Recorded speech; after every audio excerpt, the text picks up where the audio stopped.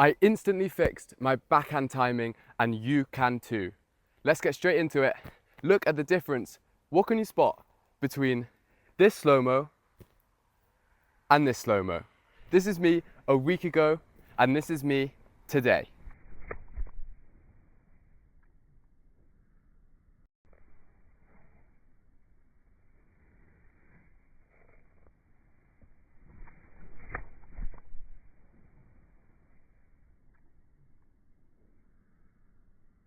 I want you to tell me, what is good backhand timing? Well,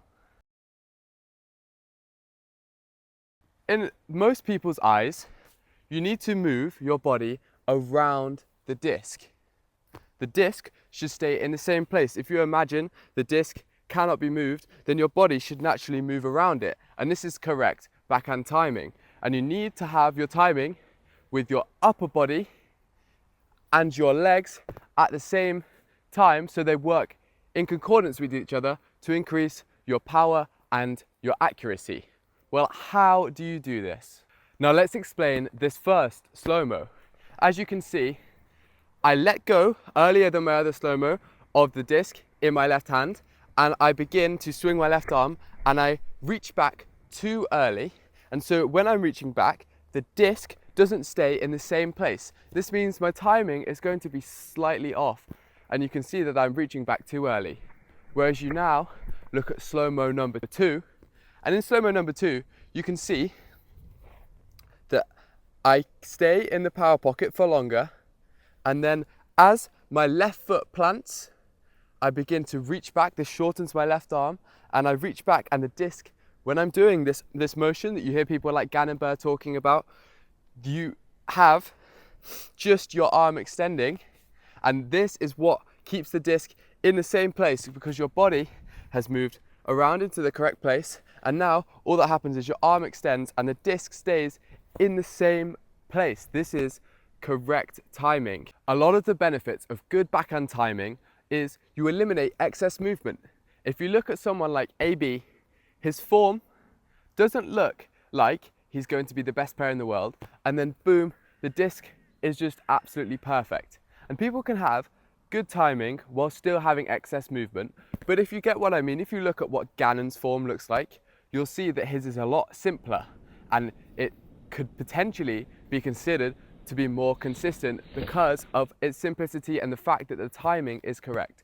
If you look at the way I was doing it, and a lot of people, so I'm here, and before I plant with my left foot, I start swinging my arm out. Boom, I've got to swing, and then I get into the wrong position, even if I don't know how to get into the right position, and then this is pulling across, and it's not actually staying in the same place, and then maybe I'll compensate with my upper body and my back, and this is what excess movement is. It's really, really not ideal. You want to make your form, people say making your form as compact as possible. You want to make your form to have the least amount of movement as possible, the least amount of variables, but also it's a sign that you're doing something right. So if I'm throwing, the number one key thing to think about that actually changed me, I was watching Gannon and I was like, hey, my form is off. I looked at a video of myself throwing and I was like, hey, this is not right.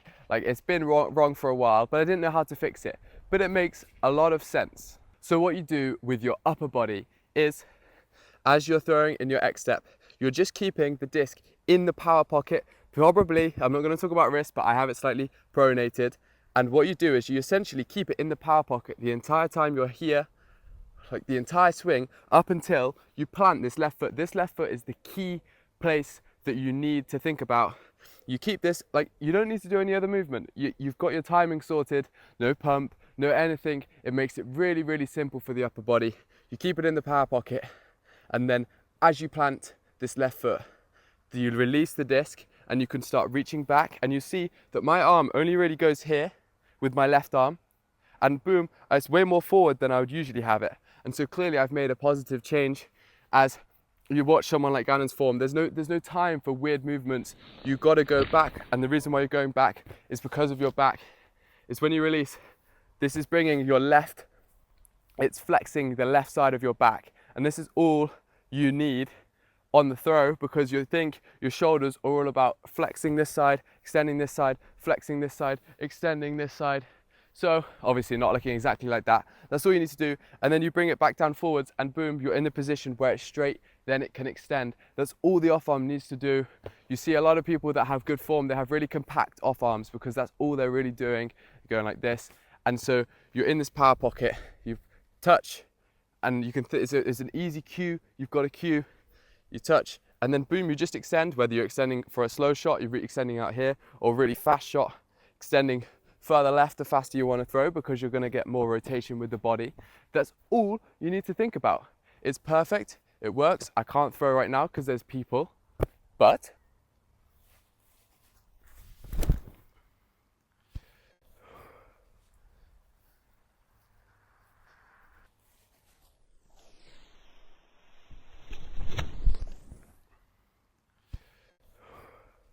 so I'm about to demonstrate my throw. This is what it looks like.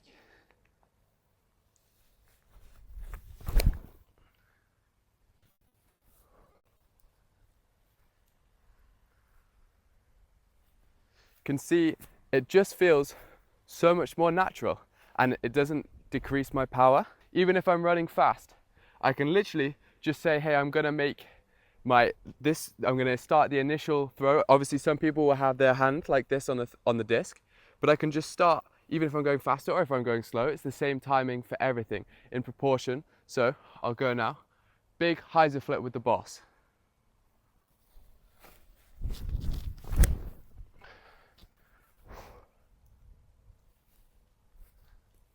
A little bit of a headwind.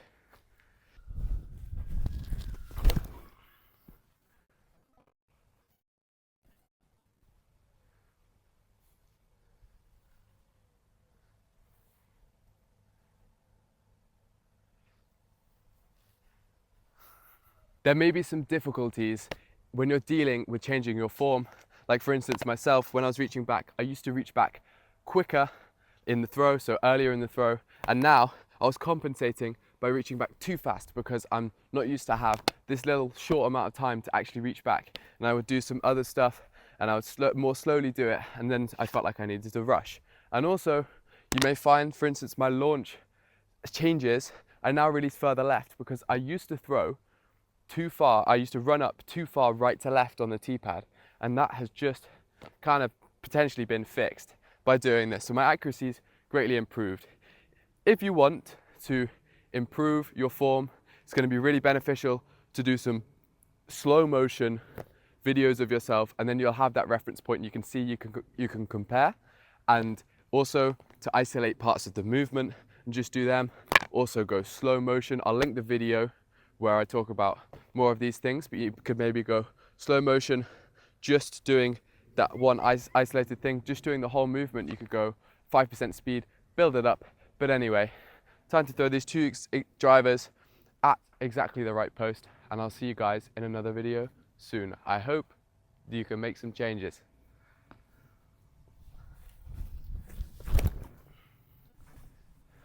Too far left.